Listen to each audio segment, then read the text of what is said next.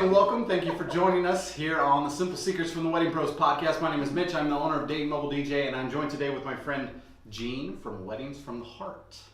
So Jean, today we are going to talk about selecting a wedding party, which is always what seems to be a stressful project for people. And it shouldn't be. So let's go ahead and start. The main people that you're going to choose is the best man and the maid of honor. Right. So both of them are usually the best friend or a close sibling of the bride or groom. Usually. The best man, I actually have some notes here. The best man is usually the best friend of the groom. He hosts the bachelor party, holds the rings at the ceremony, and he gives the toast at the reception. Yes. That's traditionally what a best man's jobs are. Right. The maid of honor is the best friend of the bride. She is typically in charge of the bridal shower, and she also helps the bride get ready the day of. Are there any other details of those two that I'm missing? Really, the main job of the wedding party, starting with the best man and the maid of honor, matron of honor, are just to support the bride and groom. Right. Be there for them. Help them when they need help. Do little projects and tell them everything's going to be okay. Exactly. Help them with the little projects leading up to the day itself. Right. We're here for you. So when somebody's selecting their bridal party, how many people should they have? There's no rule of how many to have. Okay. Commonly, 5 on either side is a common average. That's an easy number to work with. That's an easy number to work with. Yeah. If you get too big, it starts getting to being more of an entourage. Okay. Sometimes visually it may seem like there's more people standing up there than sitting here watching the wedding. Right. So my wife and I, we actually didn't have anybody stand up with us. We didn't have a best man or a maid of honor. We didn't have any bridesmaids or groomsmen. Which is that's just the way we wanted to do it. Exactly. So I don't think anybody should be afraid of not having anybody. Exactly. I've done weddings where the couple, like even your wife, had no wedding party. Yeah. And that's fine. There's no rule that says you have to. There's no reason to stress out about picking somebody if you don't really want somebody up there with you. Right. So. And that's really what it boils down to is what do you want? Right. Oh yeah. There's no rules of have to. I think in the wedding world, the word should and have to should be thrown out the window. Because what are the shoulds? Right. The legalities, the marriage license, someone who can perform the ceremony legally. Other than that, pretty much it. Right. What do you want? Now, should they buy them gifts? Anybody that's involved in the wedding party, should the bride and groom purchase them? It's a nice gesture. I think it is. They're taking the time out. They're spending money of their own on their attire. Again, another topic we're going to get back to as well there too. So they're going to be spending that money. So yes, on money on getting to your event. Gone are the days where bride and groom grew up in the same town. Everybody's in the same town. Everybody's there. So they're traveling. They're traveling across country, maybe from another country. They're traveling, hotel.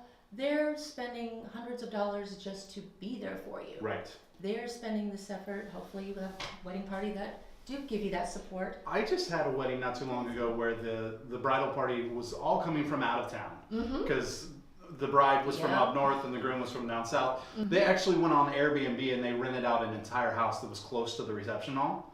And they had the whole bridal party come and stay at the house. It was like a 7-bedroom house or something crazy like that. And they just rented it out for the night of the wedding and the night before the wedding so that they would have somewhere to stay. And that's very, very thoughtful. It is. It's very, very cool thing to do. Right. Because expenses of the travel to the lodging, attire, traditionally that is the expense of the wedding party. Absolutely. The bridal party is expected to purchase or rent their own formal wear for the wedding. Yes. It's not something that you need to take on as a bride or groom. It's you don't need to expect that expense. It is something that you need to expect your bridal party to purchase or rent themselves. Right. But also that is a thing to consider when you are asking a person to be in your wedding party or considering asking is what is their financial situation? And it's another good reason to not wait till the last minute to ask them to be in your bridal party because if you wait till the last minute, they're not going to have the funds available to where if you give them a couple months notice, maybe they can plan for it. Exactly. Another thing to not forget is the ushers. The ushers are also a very important part of a wedding. They help people get seated at the ceremony. Yes. And then they also help with arranging everything at the reception, getting everybody settled in. Again, ushers are expected to rent their own formal wear. Right. An usher does not have to be a guy either. No, they Easy don't. to note. Nice thing. Actually, with the wedding party, bridesmaids don't have to be female. Groomsmen, even though the word men isn't there. Right. Like, you know. Well, they can be bridesmen. They can be bridesmen. The They groomswoman. can be the best woman. They can be the man absolutely. of honor. Before we get back to mixing up the bridal party, which is perfectly okay, and it's something that I really wanted to talk about. The flower girl and the ring bearer is the very last part of the wedding party that we haven't talked about. Something that I've noticed with a lot of the weddings that we've been doing is the flower girls are not even able to walk. Very cute. Very cute to have a baby. Photos. Yeah, a baby or a very small toddler. What age would you suggest that a flower girl is? 4. I think 4 is about the youngest because they kind of comprehend what we're asking them to do. The number I came up with. There, honey. I came up with 3 to 9. 3 at the youngest.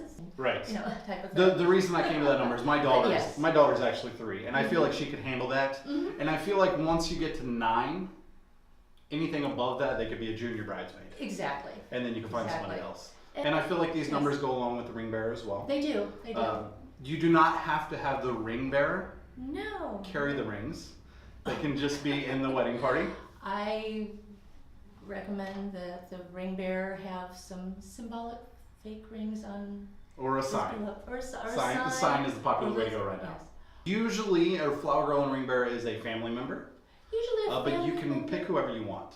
But traditionally, it's a family member, a niece, a nephew, a cousin, somebody that is young enough to do the part. Right. And also, don't feel that, I have to have a ring bearer or a flower girl, but I don't have a small sibling, I don't have a niece or nephew. Well, my friend has a little kid, maybe I'll ask them. Right. You don't have to. You don't have to. It's like, well, is that child special, really special to you? Right. Or is it just, hey, my friend's kid? Or are you just doing it because you think that it's supposed to happen at a wedding? Exactly. We've talked about it in other episodes.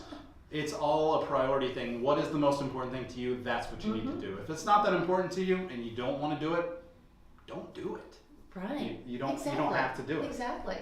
And flower girls and ring bearers, sometimes that kind of broaches the question of having children at my wedding. Right. And it's like, but I want a flower girl and a ring bearer. There's exceptions to that rule too. And you can go, One of the more fun things that I've actually seen as a flower girl is grandma actually came down right before the bride and groom, and she was passing out flowers to the people at the end of the aisle. And I thought that was a really cool thing to do. Yes. One of the more interesting and unusual flower girls was actually the young lady was same age as the contemporary of the bride, one of her good friends. Her dress was, a lot of the ladies were in long black dresses. Hers was more of a vinyl. Okay. And she had cobalt blue butterfly wings, and she skipped down the aisle tossing the petals. So she had some character. She was a flower fairy. That was what the couple wanted, and it fit kind of the theme and the feel of their wedding. And it's like, nobody batted an eye, right? Because the guests knew the couple, and it meant it's like that type of flower girl, or worked for that bride and groom because that fit them. Where a little girl in a pretty little dress dropping petals would have been like, yeah, that's nice a wedding, but it's not them. Right. So let's jump back to what we were talking about mixing up the wedding party. Yes. So for the wedding parties, you can absolutely mix up your bridesmaids and your groomsmen with bridesmen and groomswomen. Exactly. As people, our friends and our loved ones don't fit a mold. Just because I'm female doesn't mean all my friends are female. Right. My husband, just because he's male doesn't mean all his friends are male. Right. Same thing goes with every other couple. And we talked about it before we started recording, is your family. Maybe you have a cousin that you're close with that's the same age as you, and you kind of grew up as best friends. Right. But she happens to be a female. Does she stand on your bride's side, or does she stand on your side? And one of the things that I've seen done is actually the bride side gets a color, the groom side gets a color, and the ties and the dresses match on each side, and it's a really cool way to mix things up. So if you had a brother that was going to stand up with you, he could actually stand on your side and wear a color that's matching the bridesmaids. And I think that's a really cool way to go. It is. It's like include the people. Include them because they are the people that mean something to you. Right. Not because they fit a role. This is not a TV show that we're casting this role for. Right. This is our real life. These are the people that we have surrounded ourselves during our life. Right. So why should we surround ourselves with different people on our wedding day? And you guys are throwing a party, so we want to make it as fun as possible. You don't want it to be way over the top formal. You want it to be formal enough to be a wedding, but still a whole lot of fun and reflect you as a person. Exactly.